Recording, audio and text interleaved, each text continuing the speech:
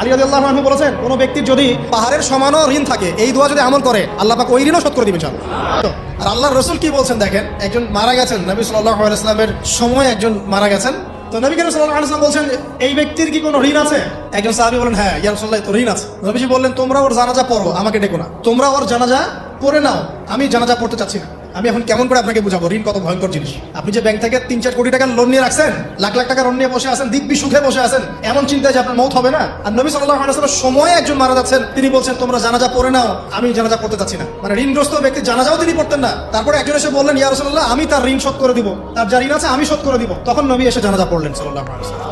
তো আপনার এই কোটি কোটি টাকা ঋণ শোধ করার লোক তো রেডি আছে নাকি? আছে না? সমস্যা নেই, আপনার জানাজা পড়া হবে, আপনার মিলাদও হবে, আপনার একটা বড় সড়ো দোয়াও হবে ইনশাআল্লাহ। কিন্তু আল্লাহ পাক বলেছেন, শহীদ আল্লাহর পথে যুদ্ধ করে শহীদ হয়েছে, এই ব্যক্তির আত্মাও ঝুলে থাকে যতক্ষণ পর্যন্ত না তার ঋণটা শোধ করা হয়। আমার সাথে বলেন, দোয়াটা হচ্ছে আল্লাহুম্মা